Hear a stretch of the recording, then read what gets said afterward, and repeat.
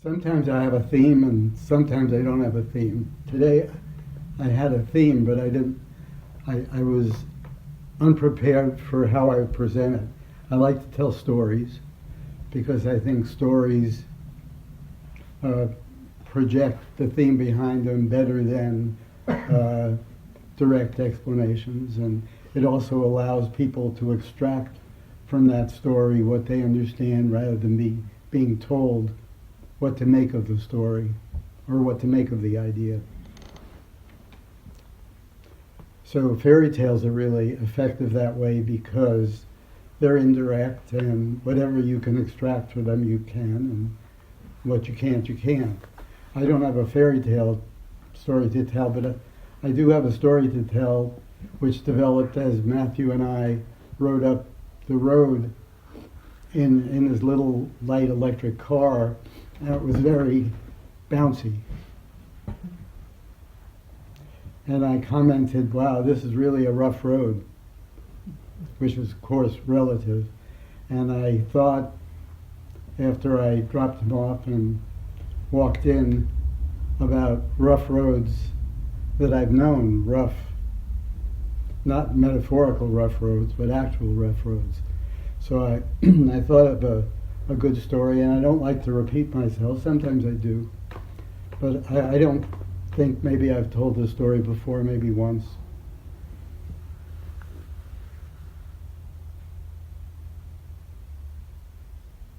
But it's something that happened to me a long time ago. I have some history with the country Afghanistan.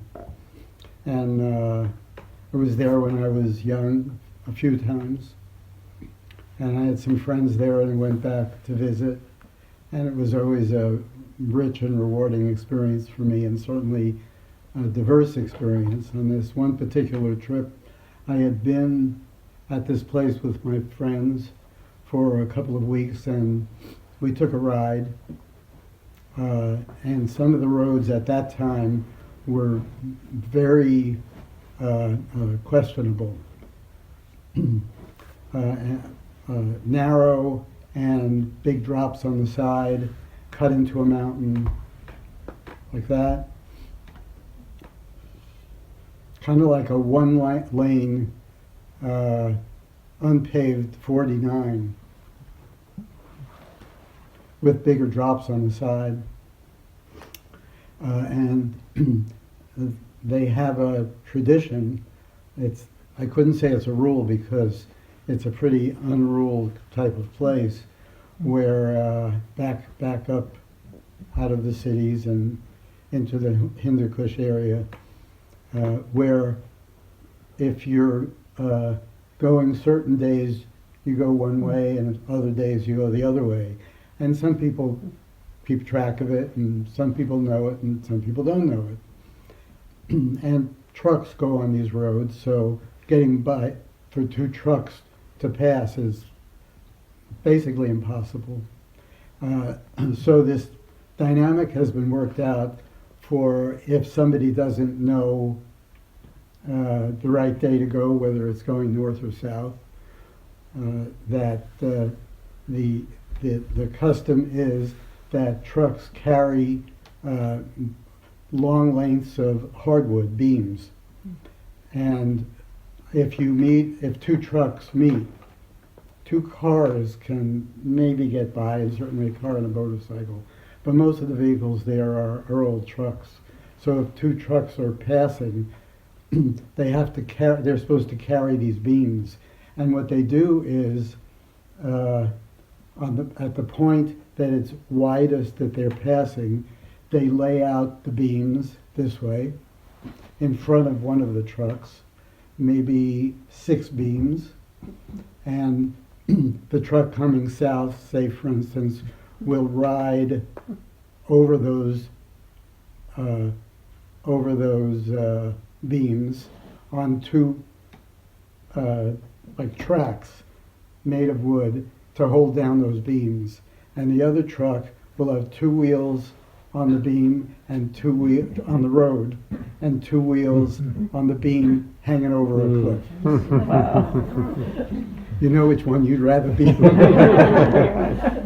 I don't know if you can picture this, but it's bizarre, and I have never, in all the times I was there, I had never been on either this truck or that truck.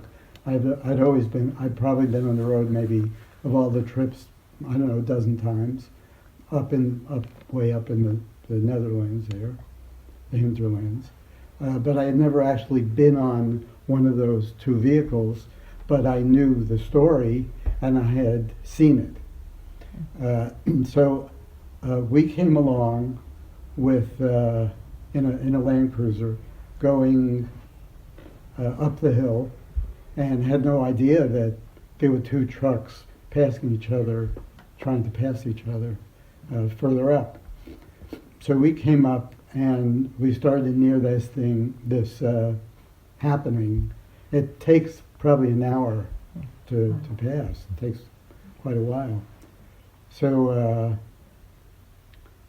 we were coming north on this, and the windows were rolled down. It was nice weather, and I know a few words. I learned a few words in Pashto, and one of the words that I knew, not many, but a few, was marsto. Marsto means help. And I heard, I was sitting in the shotgun seat, the window open, and I heard somebody shouting, Marsto, Marsto, Marsto. And I looked down over the cliff. We were probably 100 feet from this passing. I saw somebody down who had fallen into the ravine, probably helping the, setting out the wood. And down there and shouting and laying on some rocks, not dead, but probably 40 feet down, tumbled down. That's the adventurous part of the trip, and that's to get your attention. The rest of it wasn't quite so adventurous, but it was bizarre. One of the people that I was riding with, I had known for quite a while, and he was a medic with the Indian Army, not anymore, but he had been a medic with the Indian Army. So we went down to where this guy was. Surprisingly enough, in third world countries, people can be very passive, and you can see things happening, and people will just sit there and wait for something to resolve itself. I'm not always, and not everybody, but it is something that if you spend enough time in those kind of scenes where something needs to be done, that does come to pass, where you'll see people being very passive. So nobody was doing anything from either of the trucks. They were just standing there, and this guy was shouting, he was laying down, shouting, Marsto, Marsto, help, help. And so we went down. There were three of us in the car, this Army medic and me and this other guy went down, slid down the hill, went down there the 40 feet. And there was this guy, and he was, his leg was bent under him, and he was screaming. He was in bad shape. There was no blood, and he didn't look like he was in a disastrous situation, critical condition, but he'd probably broken his leg or maybe an arm, or I don't remember the details. So we started to walk up to him, and he was, I didn't speak enough of the language. Somebody was speaking. Both of these guys could speak the language. I couldn't really. And so he was shouting, he was saying stuff. And I said, what's he saying? He was saying, go away, go away, go away. Oh.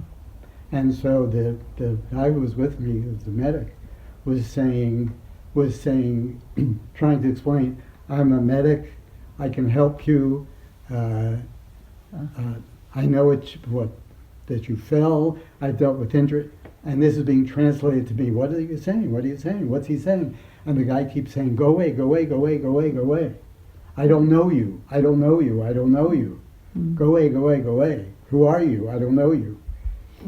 And tremendous resistance to letting this guy who could help him check him out, do anything. So it took probably 20 minutes for him to convince the guy that to take a look. He took a look. It was his leg. We went up. We were there for probably 2 hours, and finally the people came down. We carried the guy up, put him in a truck, and the rest is not so important. And this is what I want to tell you guys. What I want to talk about today is because I assume that everyone here is here not necessarily for entertainment, but because there may be something that they need help with. Not help to the degree that this guy needed help, and not help that you would shout out, help, help, Marsto, or whatever the language you use, and not help from trauma, but something is missing, and you're looking around for that something that's missing, which is a way of asking for help. And so I'm wondering how much I can say about how I can help. Now, this guy, if he was at a cocktail party, everything he said was being translated to me. And he started to get more and more extreme with the things he said. He would say, I'm a healer, I can do magic for you, I can help you, I can cure you, I can, anything to let this guy, to help this guy, to let him take a look. So I'm wondering how much I can say about what I can do. Can I say what I can do? Because, as I said, if I was at a cocktail party, if he was at a cocktail party and he would say those things that he said, people would say, wow, he's a braggart. Well, he's conceited. Well, he's arrogant. Because he was only saying what he knew he could do. And because he wanted to help. He had been in battlefield situations. The Indians fight the Pakistanis, every few years. Some skirmish happens, and he had been involved in that. He knew how to heal wounds. He knew how to set bones. He knew what to look for. He knew what to not look for, and he was putting this forth. In another situation where this guy was resisting a lot, but even if he wasn't resisting, he was in a position of needing something that he didn't know this person. All he knew was this person was speaking in Pashto to him and saying all these things, bragging to him for his good, not because, well, I think I'll really impress him there. That wasn't in his thoughts at all. I want these people to listen to me. What can I get away with saying where you're not going to categorize me as a braggart, a boastful person, egotistic? What are some of the other terms there? Come on, throw them out. Full of yourself, himself, yeah, full of yourself. All of those. What actually can I say? Can I say what I can do? Can I say it? Well, that's the theme that I wanted to put forth. So I gave you a preamble, and I do want to tell you, and I hope that you can take it as a possibility that that I might actually know things that you don't know things far beyond what you could possibly know.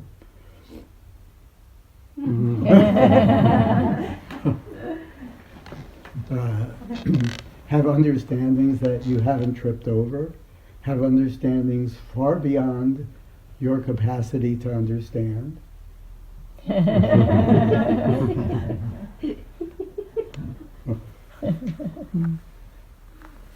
So I'm going to give that a try, okay? Okay.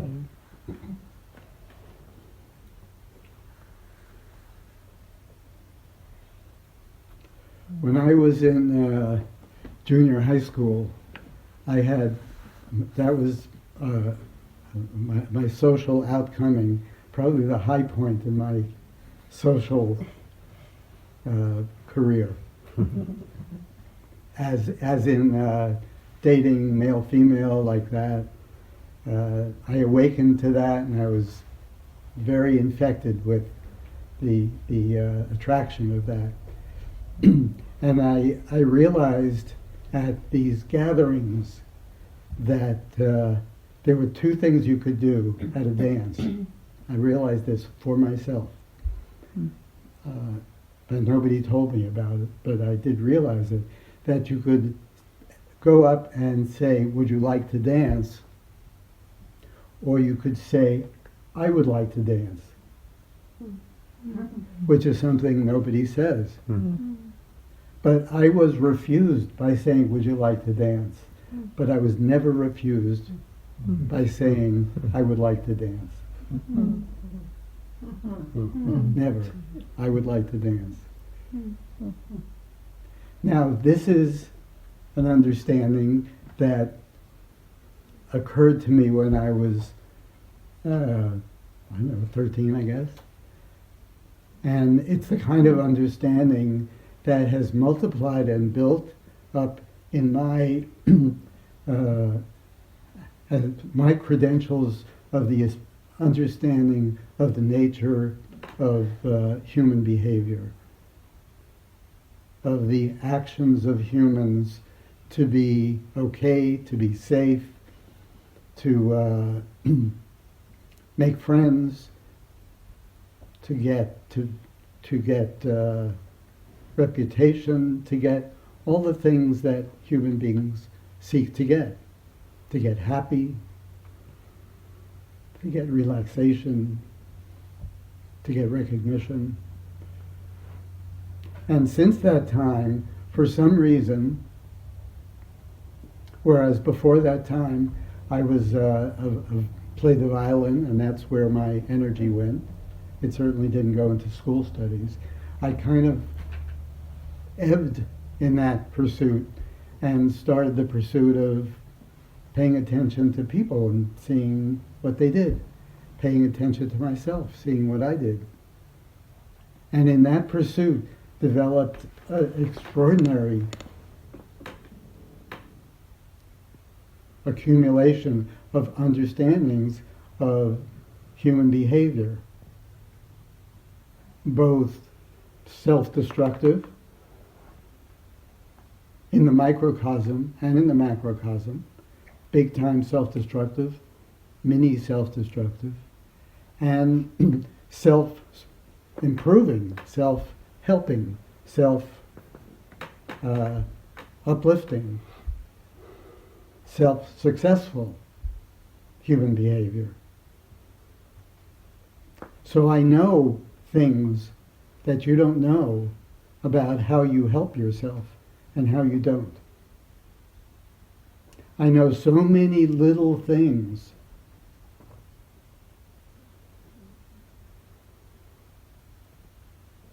that you may not have crossed paths with, that you deny yourself the possibility of what's important to you, of what you seek, of what you dream about and what you hope about, because of these self-destructive tendencies that you have. And I'm not talking about alcoholism and drinking or anger, or I'm talking about little things.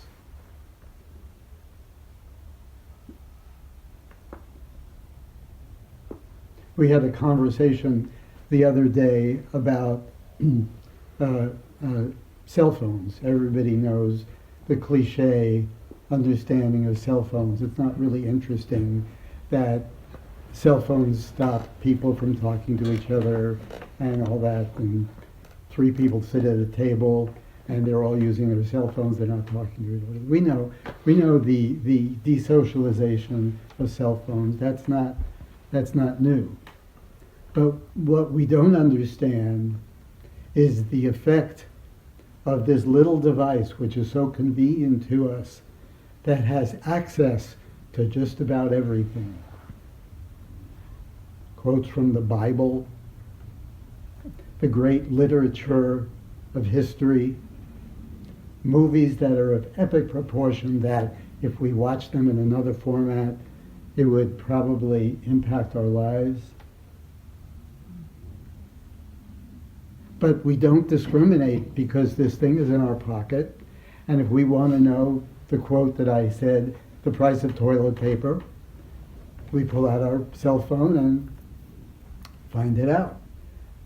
And if we want to know a quote from our favorite book, deep, meaningful, spiritual book, we pull out our cell phone and we look it up. What's the effect of that? Is there an effect of that? Have you studied really the effect of that when you have such accessibility to something profound as you would to the price of toilet paper? It's something that we really don't think about, and we don't understand the impact that thousands of things like that have on our lives.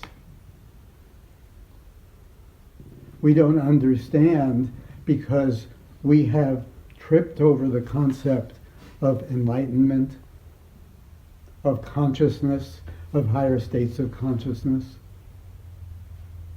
We've had some experiences, but mostly we've tripped over the concept. Mostly even we've tripped over the term. And having that term in our lexicon, having that term in our awareness, causes us to devalue all these things that I'm talking about, all these little microcosmic obstacles that we have to the possibility of ever arriving at some finer level of consciousness. Because we want enlightenment. We want a higher state of consciousness.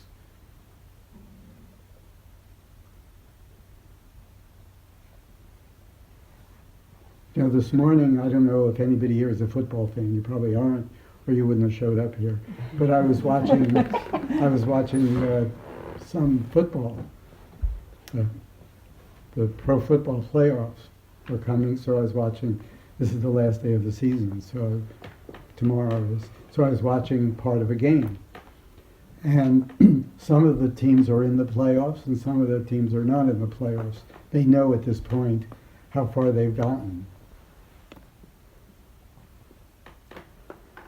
And the whole concept of athletics has developed into competition, and then a higher competition, and then a higher competition, and then a higher competition. So players who are infected, athletes who are infected with wanting to play ball from the time they're 6, 7, 8, 9 years old, and get into the football with other people in school, and they get into the leagues maybe, and the little leagues, and maybe high school, and maybe college. All of those people dream to play in the National Football League. All of them.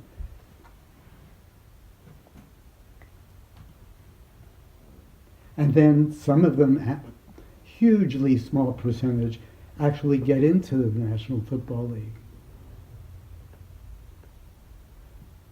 But then they want to be on a winning team in the National Football League. And then being on a winning team, they want to get into the Super Bowl. And if they don't get into the Super Bowl, they feel they failed. So the first question that people want to ask them when they meet them is, did you ever go to the Super Bowl? Not, were you ever on an NFL team? Did you ever what? Did you ever this? And that's what people ask me. How many enlightened students have you had? How many Super Bowl students have you had? Not recognizing the incredible thrill, the incredible lightness, the incredible accomplishment of going from any level of coarseness to the next level of fineness. just one level up. One level up toward the height of that mountain, but not needing the height of that mountain because, boy, that was really great. I had this interaction. I used to get annoyed. I used to get mad. I used to get impatient. And I wasn't. Not because I was pretending, not because I had a new age pretense, not because I thought I was supposed to, but in my state of being there was less anger, less impatience. Amazing. I walked around on clouds all that day from that. No Superbowl. Not even on the starting team, on the bench.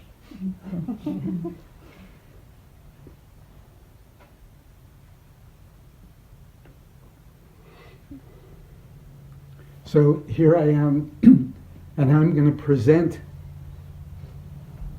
these necessities for getting to this imaginary concept that you have, because it can only be imaginary.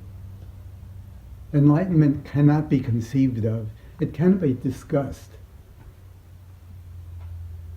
It can be experienced by someone who is just below it, just right there.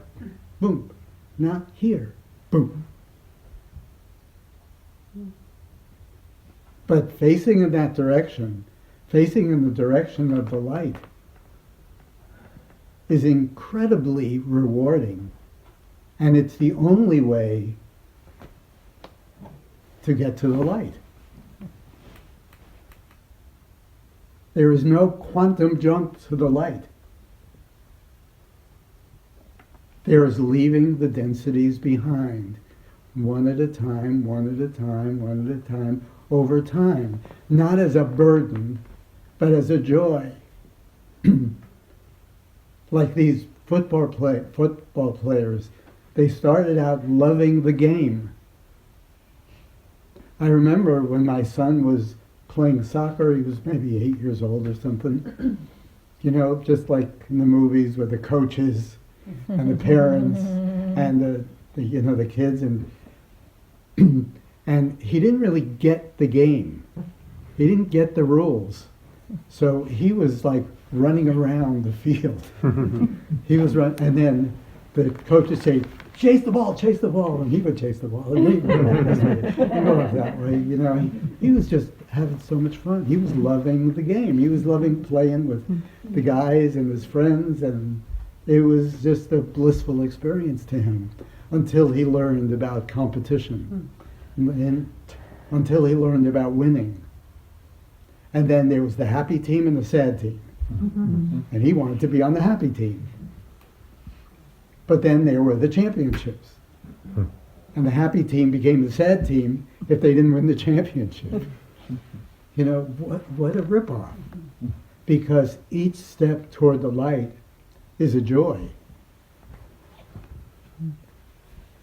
It's a love of the game. It's not a love of the championship. It's a love of the game. If you can't develop a love of the game, a love of the process, then it's just going to be waiting till something happens that you think you do love, but it's all in your imagination. And really, unfortunately, there's so much fraud. And I don't mean fraud, phony teachers. I mean fraud, phony students. I mean fraud, phony ways. It's just the idea of pretending you're happy. The idea of pretending you have consciousness and pretending you're hugging and pretending you're loving. And, you know, loving is a very natural inclusion. You don't have it. The only inclusion you have is people who have one inclusion from you. What people who have dedicated themselves to tolerating you, being around you, which is not easy.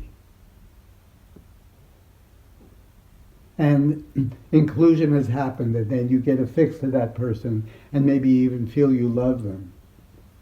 But love is inclusion. That's all it is. It's very simple. When somebody is included in your world, they become part of your world. I accept you as part of my world.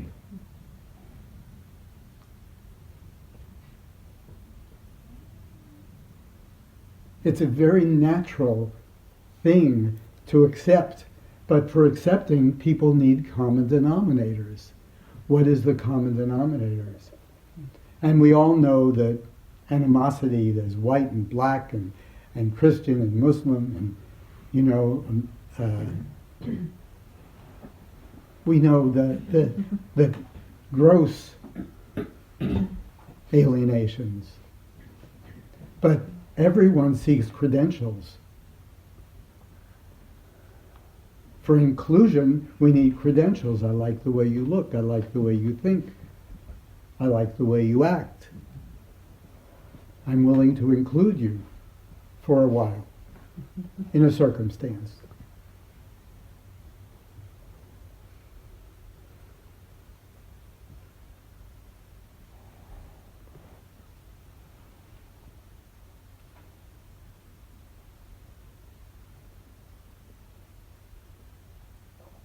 When those obstacles fall away,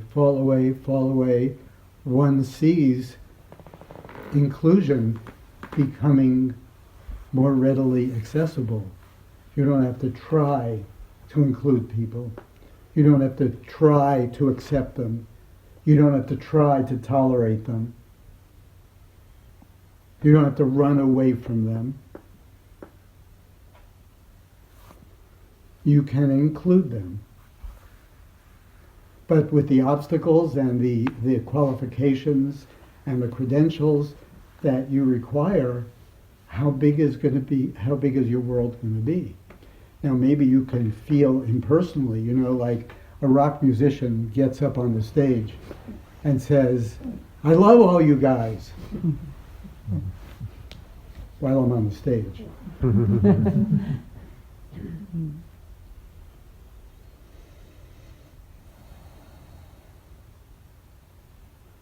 But when I get home, please stay away from me.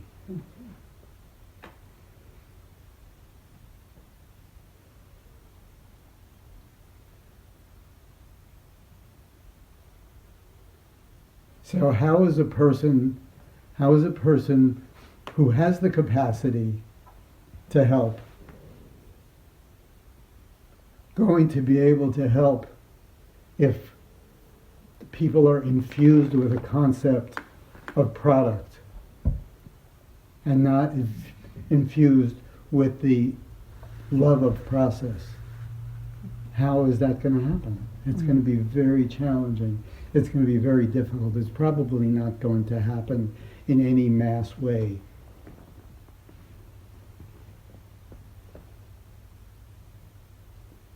People want to be promised something.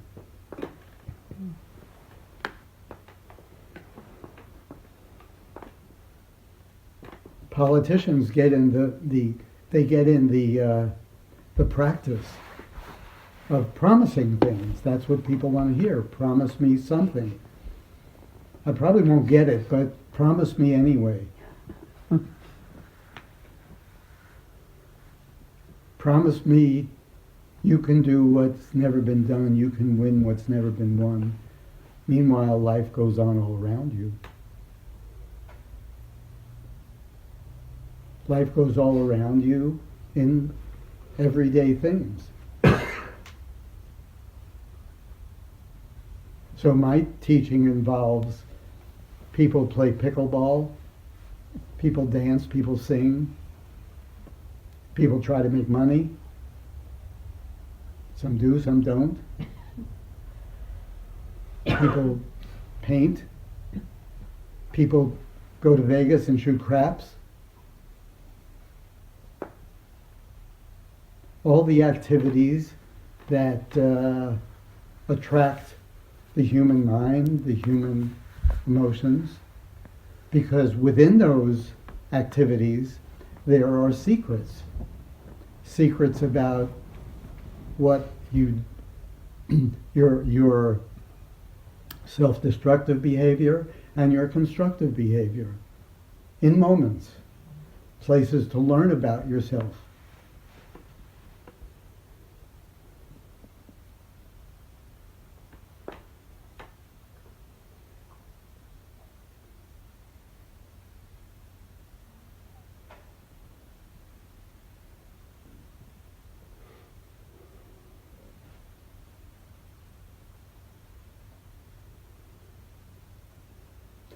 But if you go to India, you go to a local meditation retreat, you go to a gathering of Amaji, you go to something like that, it looks so beautiful.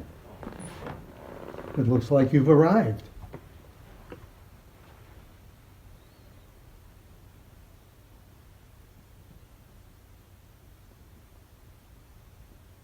And circumstances can call up parts of you that are lighter than other parts, but it doesn't mean those other parts aren't still there. And those other parts will keep you down. If you're not willing to explore the parts that keep you down, you'll be kept down.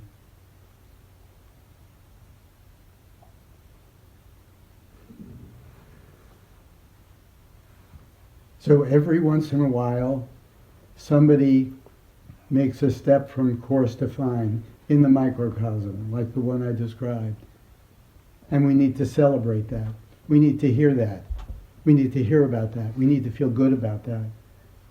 We need to hold that up and say, all right.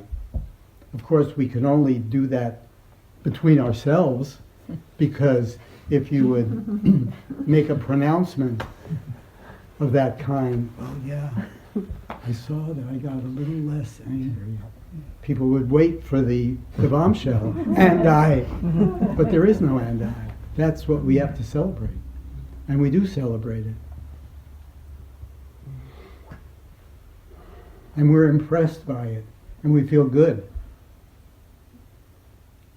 And we feel encouraged by it, by those microcosmic steps of somebody leaving an obstacle behind, of going a little bit more into the world of finer than coarser. Just a little.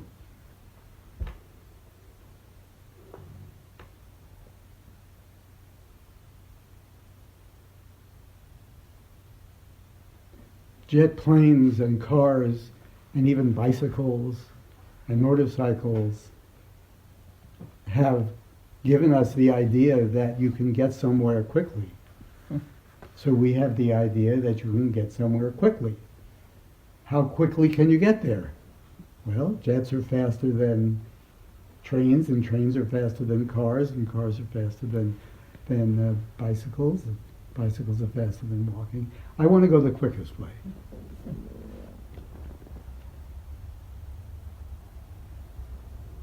But consciousness is a product of something that happened before all those things. It's part of the essence of human life. It's part of the essence of humanity.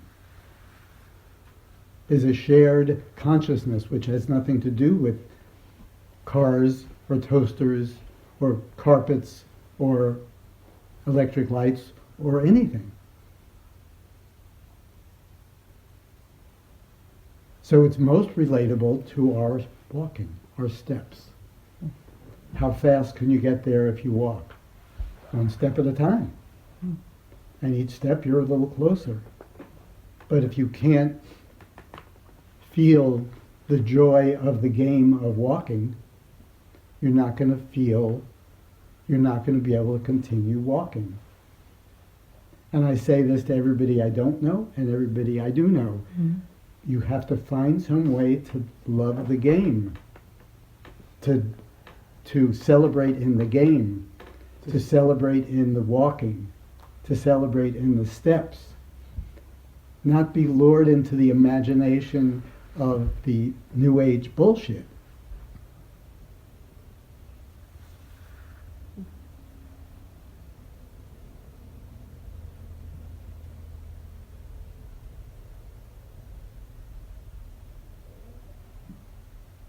Yes, peace is within you. Yes, you're already at that state. But your actions in your life reflect that? Absolutely not. Do your moments reflect that? Absolutely not. 90% of your time you're restless, you're impatient, you're annoyed, you're frustrated, you're jealous, you're bored. 90% of the time. So that God is within you, God is everywhere, doesn't help you much because you're a cloud. Your cloud is overshadowing that reality, and that cloud has to be dissipated, and it can be dissipated, and I can help you dissipate it.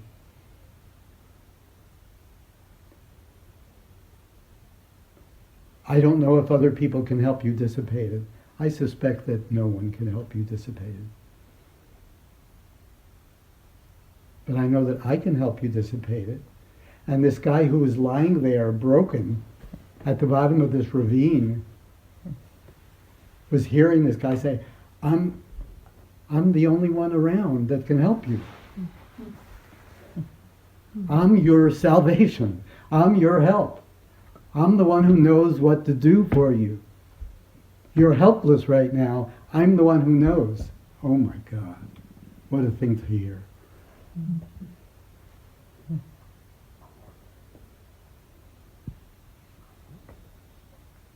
It sounds arrogant. It sounds all those things. But what if it were so? Impossible? Possible?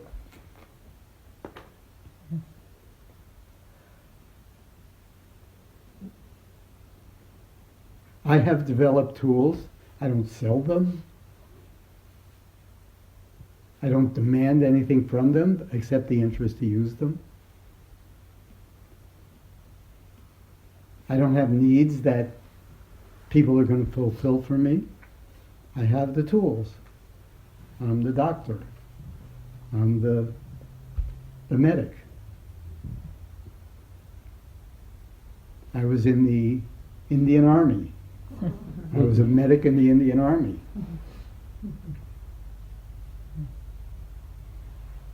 Don't run away from me. Sounds pretentious. All that guy kept saying was, I don't know you, I don't know you, I don't know you. I understand. It's a good statement. So I have worked with people and let them get to know me. There are people here that know me. I live with them, I work with them, I travel with them, I cook with them, I go shopping with them, I drive with them. They know me.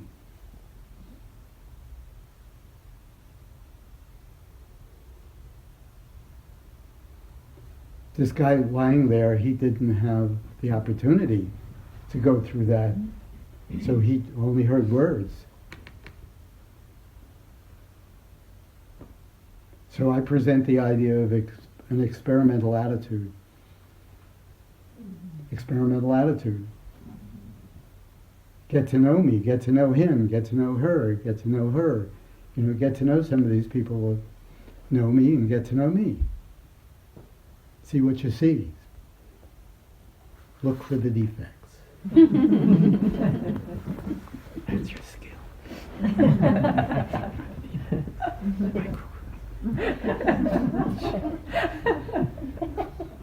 Get the the magnifying glass.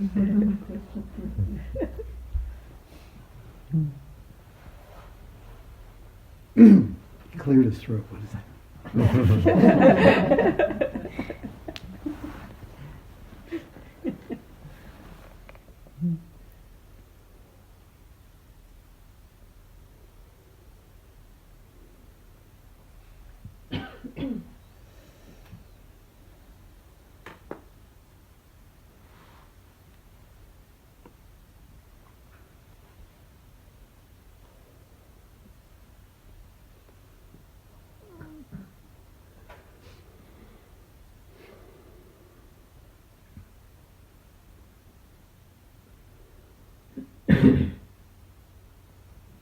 So you're probably thinking I was in some kind of deep state there, or I was thinking what I would say next.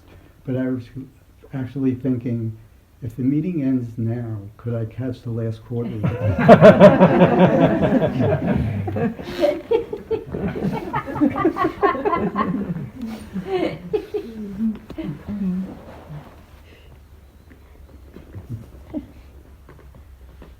People exist on a lot of different levels, you know? When you're in the process of eating something you like, you know, you're an animal on the range, you know, you're on that's what you are at that moment. You're chewing. People exist on different levels, and they have to be allowed to exist on different levels. You know, what is a spiritual person? A person who doesn't like anything else?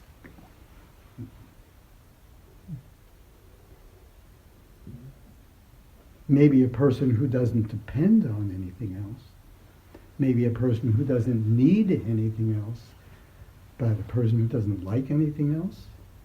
That would be terrible.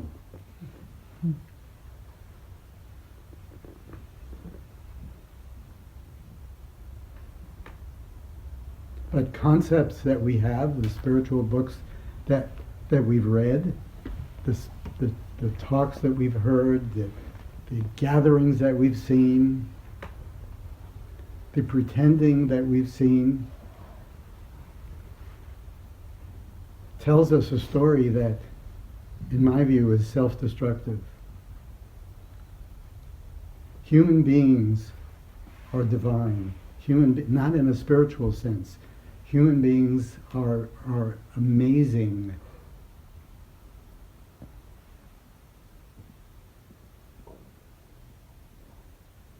In their uncovered state. The more uncovered, the more amazing they are. No robes or rituals will enhance that. No ceremonies or songs will change that. They may allude to that.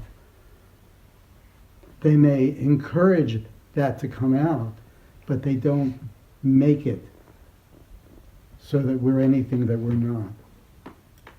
We have beauty within us. We have peace within us. It's there. Everybody has moments, flashes of that. Those flashes are precious and important.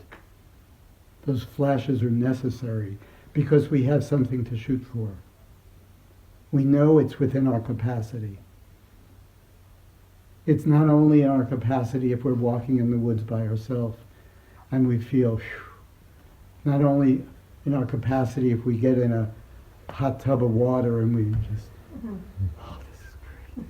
It's not only in our capacity compartmentally. It is within our capacity. Every density that we leave behind awakens us, allows us to bring it to come forth, something to come forth in us that wasn't there otherwise.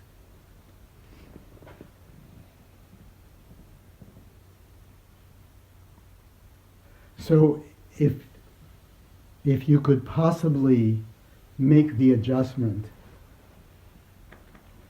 to appreciate a 5% gain, real gain from coarse to fine, 5% gain, real gain from coarse to fine, as infinitely superior to an 80% pretense of being fine, if you could possibly adjust those, we might be able to do business. Because that's what I deal with. And if you can interact with any of the people I know with a vision, not like you've walked into a New Age hug-a-thon.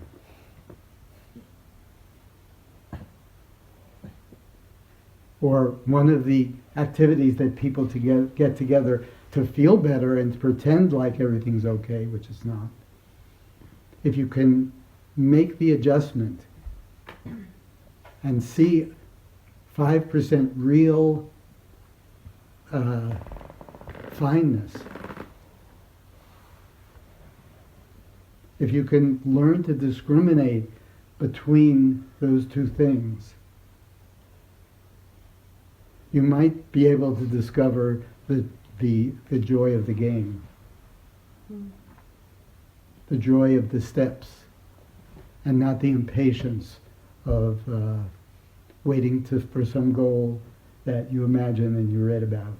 Not that it's not there, because those flashes you have allude to that it is there, but you're not there. You're not there. But you could be, and maybe are, on the way there, one step at a time, if you can allow yourself to address the obstacles that are in you, that you know about, and the ones you don't know about. Because 1 year after I know people, 6 months after I know people, not by haranguing them and saying, you're this, you're that, you're this, you're that, or I see this and I see that, but giving you assistance in discovering yourself for yourself, not being told that you have obstacles, but you discovering some obstacles that you had no idea were even there. Not the slightest idea. So maybe you even thought it was an asset. Every single person that I know and have ever known, very few of which are still in this room, have discovered after some short time, maybe they didn't agree to pursue leaving it behind. Maybe they were too attached to it to leave behind, even if it was small. Maybe they did pursue. Maybe they're pursuing it right now. But everyone has discovered something about them that was self-destructive that they had no idea was there. Guaranteed. And then there's also the ones that you recognize, that you would like to get rid of, that give you trouble. Usually big ones, but sometimes small ones.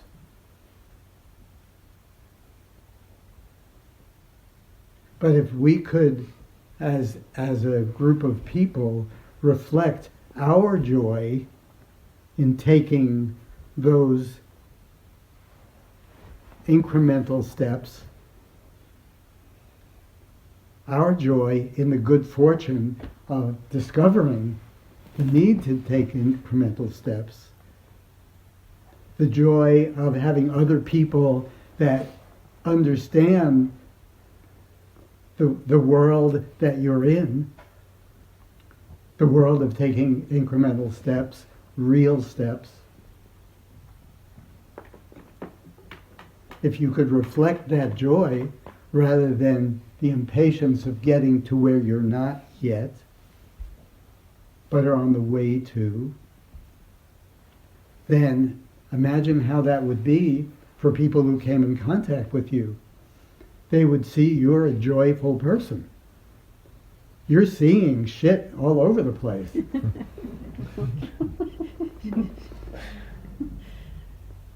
You're seeing more because you're playing pickleball or you're dancing and you're singing, and as you're doing it, you're seeing those things. But you're not going down with it. You're not being depressed by it. That's something else. That's another step that I have to take. That's another step that I have to take. Because the mountain is steep, and let's look at it every once in a while. Let's reflect on there is a mountain, and there is a top of the mountain, and there is a state of being far beyond the one that you're now inhabited by, or inhabiting. And every once in a while, take note of that. But like the football player, you know, they're lined up. What am I doing now? I got to hit this guy and knock him over. Not, I have to win the Super Bowl. If that person is thinking I have to win the Super Bowl, the next 10 seconds he's going to be on his ass. He's thinking Super Bowl, and the other person is thinking I'm not going to knock you on your ass. But every once in a while, it's okay.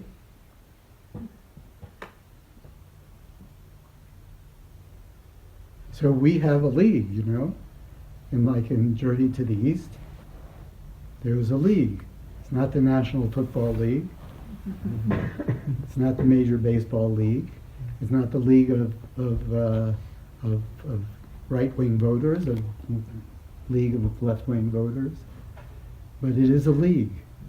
It's a league of people with appreciation for the real steps that need to be taken to get free.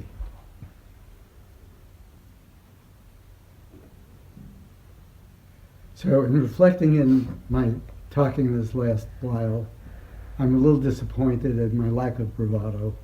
It wasn't really what I thought I would. I'm just not there.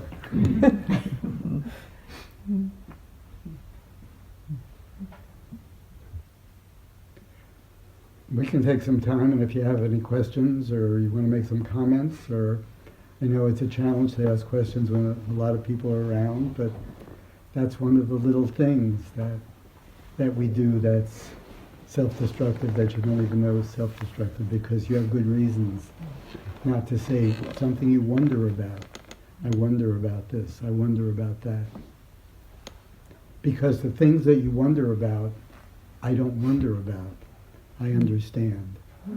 All the things that you wonder about, now I'm doing it now. I do understand those things. I even know ways to help you to do what's necessary for you to get to understand the things you wonder about. Some of those things can be talked about in words, and a lot of them can't be talked about in words. But the human experience can include the experience of making peace with what we wonder about. So if anybody has any questions, we'll see how it goes, or comments. Yeah. With regard to your lack of bravado, would you be willing to list off some of the things that you have access to? You'd have to say what you mean. Well, I had the idea when you were telling the story about the medic. The guy was talking about a lot You mean am I psychic? Am I clairvoyant? Is that what you mean? I'm not.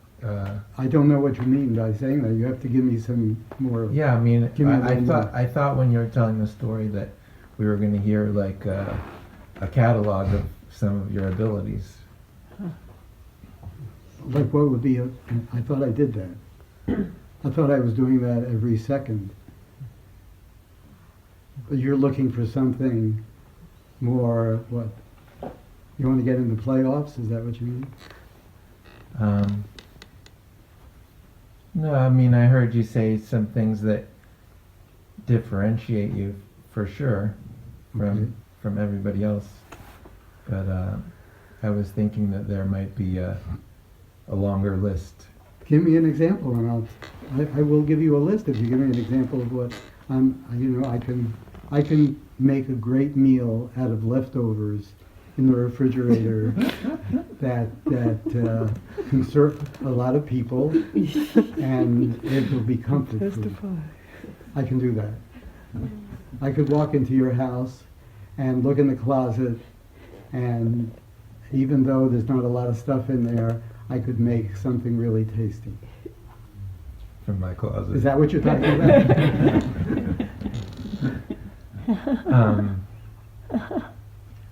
I mean, like, to me it sounds like it's not going to be in the category of ways that you can fix someone with a broken leg, but it's in the category of things that maybe seem like magic. More magic than being Than able- making a special meal from my closet. although very few people can do that, right? And very few people can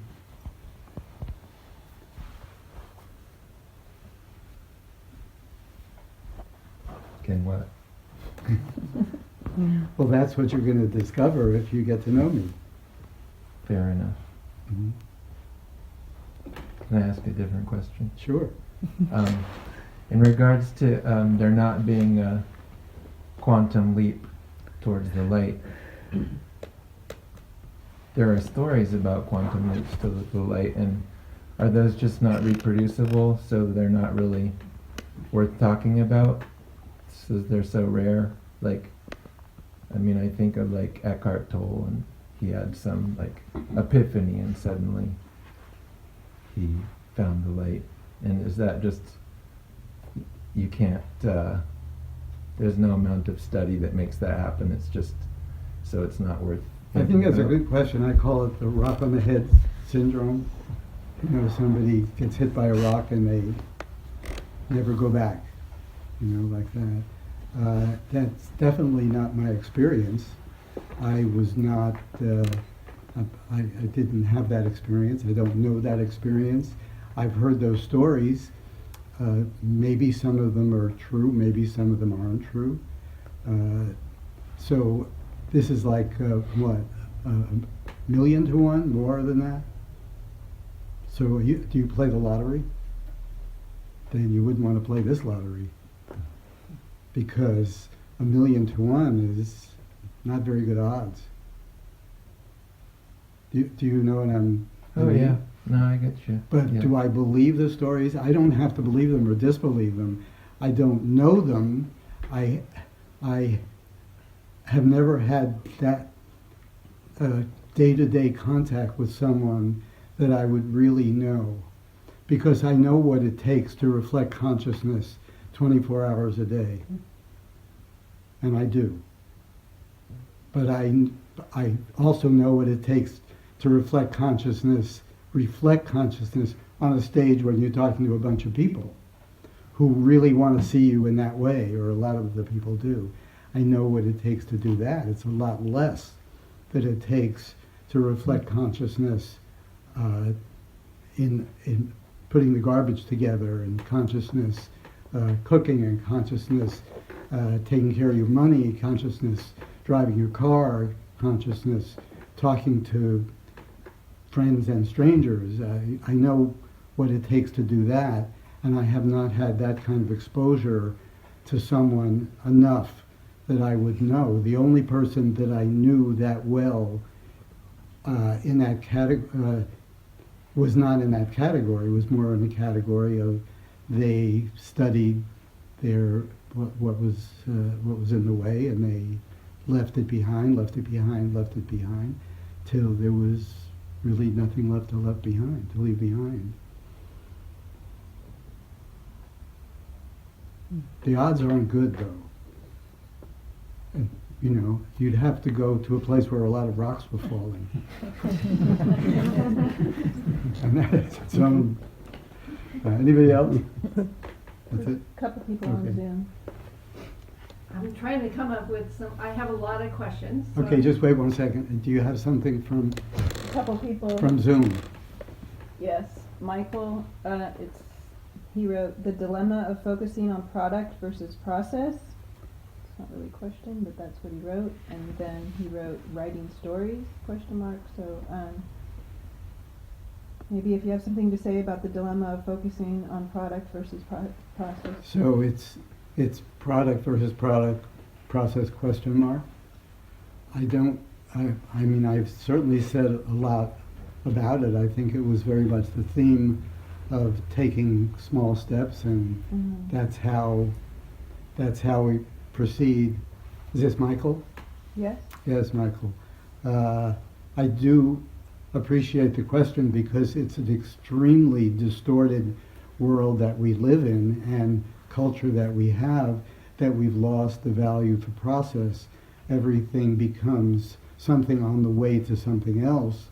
So if you're going on a journey, the packing is in the way. It's an obstacle to your journey. The car to the station, the Ubers to the station is a obstacle on the way.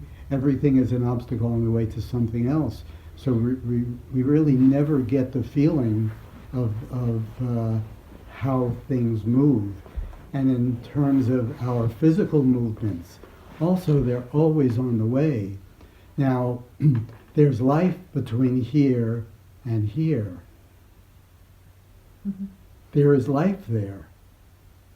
But if my hair was tickling my ear, all I would want to do is get it out. So this motion would not be part of life. It would be an obstacle to someplace I wanted to get. So all our movements are also a powerful statement of our neglect of process, neglect of moments. So we have been enamored with the expression "be here now," but we really know very little about what that means. To be here now, here now, here now, here now, here now, here now, here now, here now, here now. So if we practice a discipline that imitates that, let's say, not for the purpose of performing like that we're in the flow, but to see how challenging it is, to see what's in the way, to see how delightful it is when we are, that we can actually see that we are products we are creatures that never get there. We never fucking get there. We're always on the way there. You gotta dig it in your life right in this moment even. In this moment, you wanna get there. Give me something to help me get there. But we are there. And those are just words. But if you expose yourself to certain tools and ideas, you can actually see how the discrepancy in life between getting there and being here.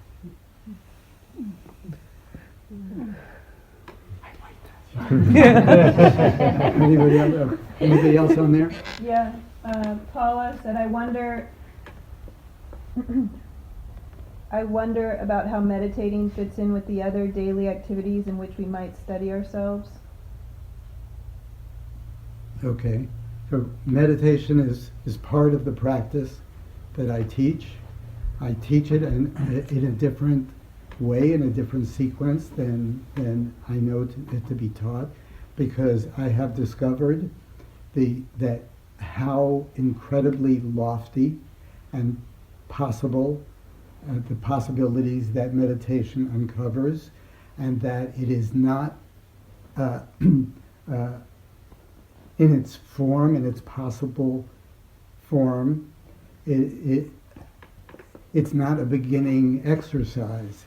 The only thing it can do in the beginning is show you how bad you are at it, showed you how restless you are, showed you how incapable you are of doing anything but talking to yourself. It can do that. But a lot of things can do that.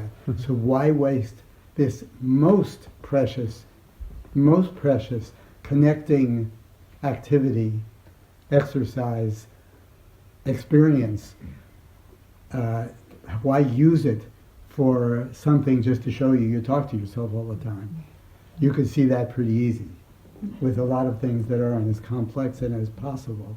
So I teach meditation as a culmination of practices of leaving density behind, getting lighter, leaving more density behind, and then actually being in shooting distance to the experience that meditation can yield, an actual inner vibration, not a vibe, an inner vibration that's going everywhere, that people sometimes trip over for a second here or there, but it is not the reality because of the noise of the world, activities of the world, but there's an engine going on. There is an engine going on, not only within us, but around us and everywhere. We're part of that engine, and it can be experienced by the human being, but it's a very fine state, and any thought interrupts it. It's interrupted constantly, so we have to get to a place where meditation isn't just this frustrating activity of failure. That's not the idea. That's not my idea. If we climb, if we leave those things behind, then meditation becomes a possibility for us to actually join with this energy that keeps us going, that actually manifests in us. So it's precious, and I would not be able to represent a teacher of any kind of consciousness did I not have that experience. Could I not pass on that experience? Did I not tremendously value that experience? Okay. I know you've talked before about having priorities, and I'm wondering about, like, I can feel a part of me that has a priority or evaluation for what's going on here, in this moment right now, and then I recognize that in myself, and I know that that's in there, and then I see how it goes in my life, and that it gets forgotten or whatever, other things take its place, and I'm wondering if you can talk about what to do about that phenomenon and situation. Well, it's easy to understand, and everybody understands it, and there's really nothing I can say because you already are fully operational with that understanding and system. What's important to you, you do. What's more important to you, you make sure you do. What's not important to you do sometimes, or you don't do sometimes. Has no importance to you, you don't do at all. Okay? So that's it. When it comes to a point, however that point comes, whether your exposure to other people, your dissatisfaction with yourself, your hopes for what's possible, whatever it is that drives you, some things get important, some things fall away as important. You have a certain diet, you try it, it's good, not so good, it becomes less important, you don't do it. You become less scrupulous with certain activities, more scrupulous with other activities. People are constantly making choices and choosing alternatives. I don't have any tips for how to choose alternatives. You're already choosing alternatives. If you do something that's not working out, you'll probably either keep hitting your head against the wall against that something, or you'll try something different. I think it's better to try something different than hitting your head against the wall. So I would certainly give the advice of paying attention to what you're doing. Is what you're doing yielding what you want, or are you just doing it because you did it yesterday? But everybody knows that. So no, I don't have any insight into anybody who asks the question. It's I can't get myself to do it. How can I get myself to do it? Because you're doing stuff every day, as is everybody. So I'm not ever asking anybody to drop this or drop that or lose this or lose that. I never make that request. You make the request of yourself. something's important to you, you'll get behind it. Okay, you had, I'm curious of physical proximity of people. Like, how often does this happen that you're 8 inches from another person? Why is it so difficult to see actually what's happening in the moment? Like, I'm reading a book, somebody comes in, sits down, and more or less the physical proximity of people amongst each other. okay, well, these are two separate things. What is the phenomenon of people proximity to each other? And the other question is, how does one recognize the moment when something's happening so that they can learn Right. what the phenomenon? So Right. I'm more thinking that it's more important for a person to understand the moment and how to appreciate that moment. Then you can apply that strength or that ability to the different things that happen and answer the question yourself, rather than, the fish and the fishing and, that give a person a fish. And, does that give a person a fish? Yeah. See the person. Well, I felt that you have taught me to know what's happening in the moment. No, I've taught you the importance of that. I've told you the importance of that, Right. and I've given you tools to explore and discover the possibility and the ability to be here. But it's a tremendous challenge because we have not learned that life is a sequence of moments Right. in our lives. Never. You never had a class growing up. Never had a class. I don't care if you went to Montessori. I don't care if you went to Waldorf. I don't care if you grew up in Ananda. I don't care where you started. You never learned that life is a sequence of moments. You always learn that life is a conglomerate of moments. So the valuation for moments dissipated with the learning process that you went through all your years up to now, and including now, that life is not a sequence of moments, it's a sequence of conglomerate descriptions of conglomerates, which are events. Maybe small events, maybe big events, but not moments. But life comes into us moment at a time, never any other way. It never comes together. We never get 75 breaths at one time. We always get one breath. We never even get 2 breaths at the same time. We never get 2 moments at the same time. Now, this is a beautiful lecture. It's a beautiful thought. Be here now, and I feel so good hearing that. But you're not there. But I know, why is that so hard at Shut the up. moment? I'm telling you, it's hard. I understand it's hard because of what I said. Because you're climbing up the hill of the opposite of everything you've ever learned. Yeah. So you have to have some way to address that challenge.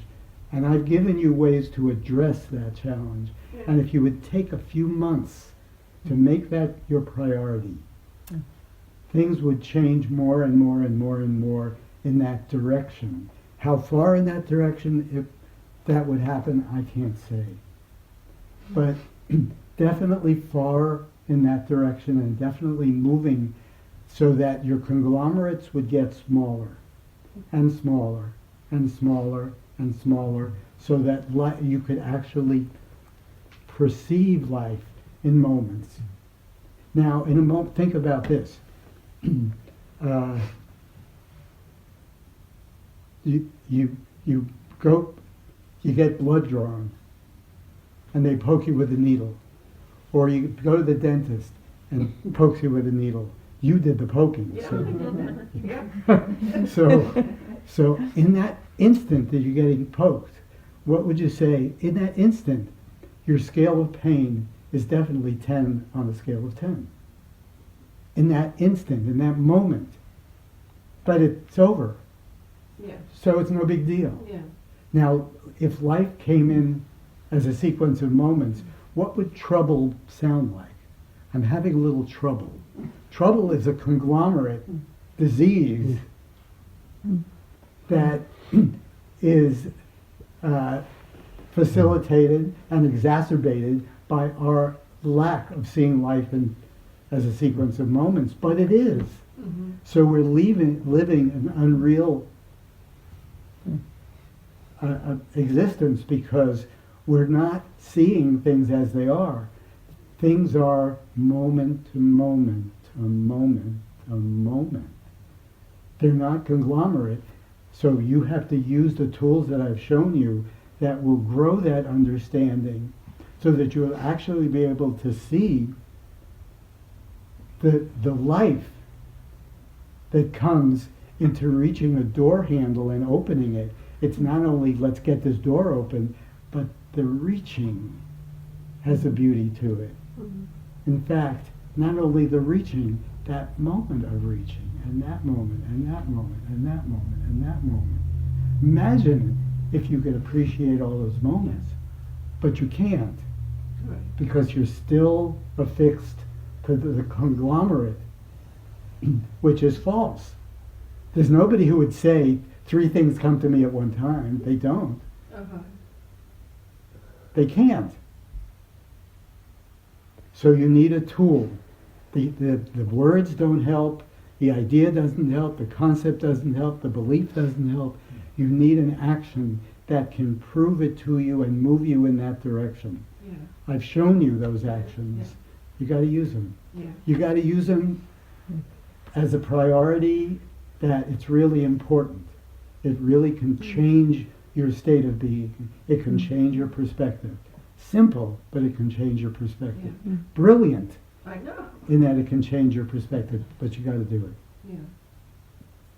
Anybody else? You got another There's one? 2 people. Mia, can you talk about the challenge of being a seeker in the late 20th century who has a support system versus being a seeker in current times? Technology, the lost attention span, speed of demands, economic pressure, etc. And also, if you've seen the new Bob Dylan movie, I'm curious about your impressions. I'm not going to answer that question because if people want to watch a movie, I wouldn't want to plant any seeds about what I thought about it. What I thought about is my experience, and the less people get that kind of input, the better, because I base my teaching on you're the experiencer, I'm not the intermediary, you're the experiencer. Anything that I show you or teach you is so that you can be the experiencer better, whether it's in the moment or how to watch a movie or appreciate a book or a sunset or a table or playing an instrument. I don't want to make comments on my experience. I want you to make comments on your experience. So, but the first part, yes. Who is this? Mia Gleason. Yeah, Mia. I don't know that it's more difficult now, less difficult now. We have access to things we never had access to. There's an asset there. I can talk to you electronically. I'm not electronic, you are. That's true. But I could talk to you, through technology, and that was never the possibility before.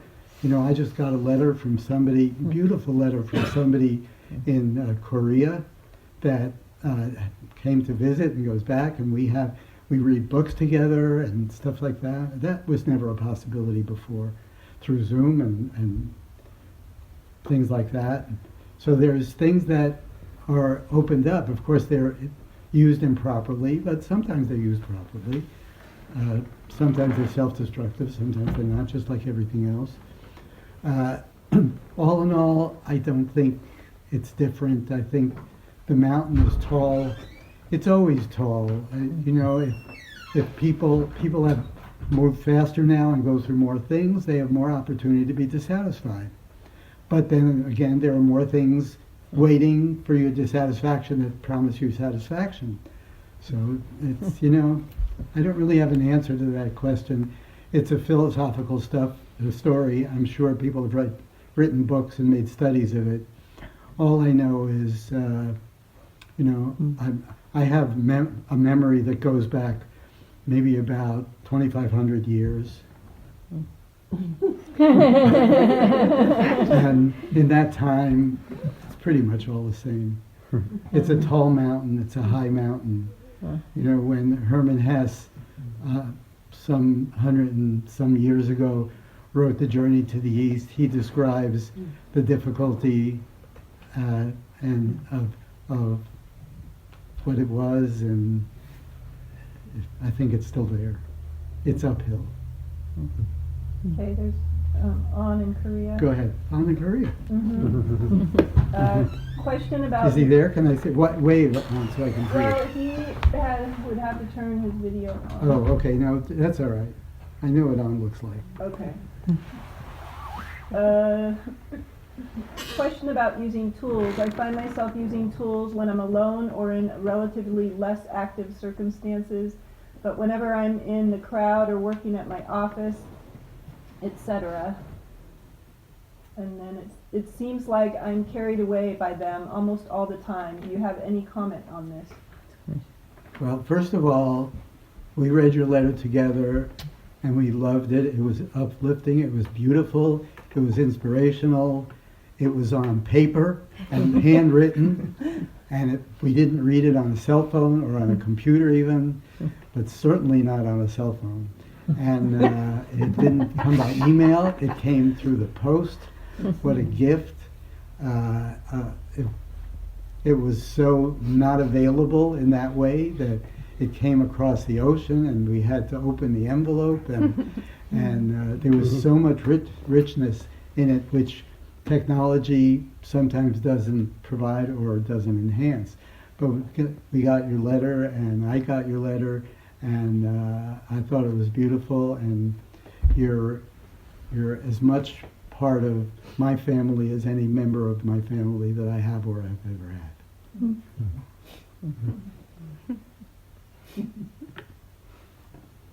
Do you want more? No, it's tough, and we get active and we do things and we forget. We even forget the things that are active that we could have remembered. So it goes that way, but with some persistence and some dedication, those things change, and the forgetting is mitigated by the remembering, and there's a little less forgetting, a little more remembering, a little less forgetting, a little more remembering. It happens, and it's a process. And if you look around you, people are pretending to be okay, but they're not okay. So don't compare yourself to the people who are not okay and pretending to be okay, because you're making little steps, and those little steps are beautiful, they're glorious, and take joy in those little steps that you're making, because you are making them. If you weren't making them, you couldn't have written that letter, you couldn't have those thoughts, you couldn't have those feelings. So you're making them, and that's the way it goes. It's a tall mountain, it's a steep mountain, and it's one step at a time. Okay, anybody else? Okay, a couple more and then I think that's it. In relation to the help that you can bring, you talked about the tools, and I'm wondering, have a curiosity about an experience that I've been having more and more in relation to talking to you about all kinds of things, whether it's airline tickets or my kid or an internal issue I'm having with blame, and then after having a conversation with you, exploring something with you, I have an experience of lightening. Not just right at that moment, I have it then, but even after that, there's like a burden that very palatably feels released. And I don't I don't know that I'm. Sounds magical. It does.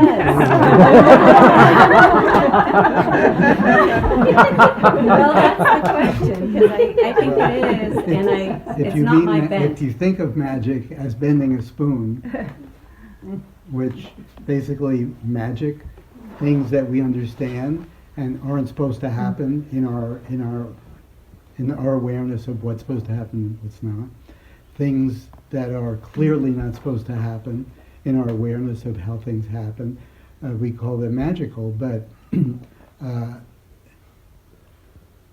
there's a distorted sense of what that is. Everything has a practical something. I mean, if you look the way the cosmos, the solar system is organized, you go into the what is it called, the Smithsonian, or one of those places where they have a diagram, they have a live moving of the planets. You look at that and say, wow, they don't bump into each other, This is all like, there's magic, But then a scientist could explain it from their understanding, but from our understanding, it looks like magic.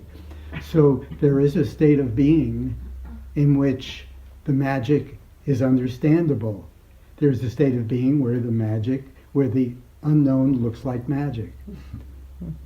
And sometimes we're on the cusp. So let's say this particular magic could be understood as in a cause and effect way, but cause and effect does not detract from magic. It only makes us think that, oh, that's the explanation. But the explanation, if it's not understandable to us, is still magic. So when there's a state where we see things at the surface, we see the facts at the surface, a very important state. We have to be able to see the facts at the surface. If we try to go beneath the surface without going to the surface, we're doing something that is impossible. Now, we know it's impossible if you stick your finger in chocolate pudding. You can't stick your finger in the middle of chocolate pudding without going through the surface of chocolate pudding. Everything goes through the surface, but it doesn't have to end on the surface. Now, in the way of the Be Here Now discussion, people want to go to the center without going through the surface, because the surface has a bad rap. It's coarse. And it is coarse, but it's a coarse necessity. You have to understand the surface. If you don't know how money works, if you don't know how cooking works, if you don't know how competition works, if you don't know how nature works, if you don't know how business works, if you don't know how construction works, if you don't know all those things, if you don't know the surface of those things, you're not going to get beneath the surface of things in any example or experience in life that includes those. So you'll see this lamp. If you don't know, if you haven't gone to start with the surface of electricity, you're not going to be able to get below the surface of electricity. So you're not going to be able to understand the metaphor of life that comes to the surface in the form of electricity. If you got that, you got something, what I just said. Because everything comes to the surface. Everything starts at the surface. Everything is metaphorized by the surface and what's beneath it, but you have to start there. So if you say it's like Christmas lights, right? Well, what's a Christmas light? I don't know. I never looked at them. It's a lot of bulbs. How do they all get lit at the same time? What is that? What makes the colors in them? If you don't know the surface of that, that metaphor is never going to be useful for you. So I've made a study of the surfaces of so many things over so many years in so many ways. Not just the surface, but the surface. And once you know the surface, you can get beneath the surface. And it's like a forest, seeing through the forest. If you can't see through the surface, you're not going to get through the depth. I can see through the surface, So you bring up a question about childcare, you bring up a question about airplane tickets, you bring a question about some recipe, how to make something, or what attitude to use to make something. I know the surface because I started there. So it's a metaphor for me because life has come to the surface in that area, in all areas. Sewing, how does that work? Sewing machines, what is that thread from beneath? What's it doing there? Why isn't there just thread? When you sew something, you don't need two threads to go at the same time. How does a sewing machine work? Well, I know how a sewing machine works. So I can use the metaphor because I've started at the surface and gone beneath. So whatever you ask me, almost, I have a frame of reference for starting from the surface, which is what you're asking. Oh, my kid, what should I do? And so I can go beneath. And as I go beneath, which is magical for sure because it doesn't happen, you would find more people that could lift off this chair and stay there that can do what I do in that way. No matter what the subject is, almost. I can go beneath the surface and it feels like magic because it's deeper, it's unknown, and you feel high because you participated in something that's beneath the surface even though you didn't do the work to get there. So you get a while. But then you go back to your same bullshit bitching or moaning about whatever it is you bitch and moan about. And other things too, but it's more entertaining to say that. Because I've gone beneath the surface with that as well. But so that's an explanation. But if you really, it's a cause and effect explanation. But it's also a cause and effect that you have no explanation for. You know, you can't grok it because it's so rare that, you know, bending a spoon breaks some laws, but it doesn't break all the laws. But doing what I do breaks all the laws, and that's why nobody can do it. But you can do it because I'm giving you the tools that you can discover that ability in yourself, because it is a human capacity to go beneath the surface. Start at the surface and go beneath. Not be satisfied with the surface. Go beneath. And that doesn't mean more information. That doesn't mean I know more words. That doesn't mean I know more terms. That doesn't mean I can speak better about it and impress people. That means there's another level to it, another level to it. And when you get to that level, you can play the bead game. You can see, because down at certain levels, all things are connected. And so music and gravy for turkey and Thanksgiving join at a certain level beneath the surface. If you get beneath the surface, they're all metaphors. Okay, I think I'm going to stop there. It's about as profound as I can get. Okay.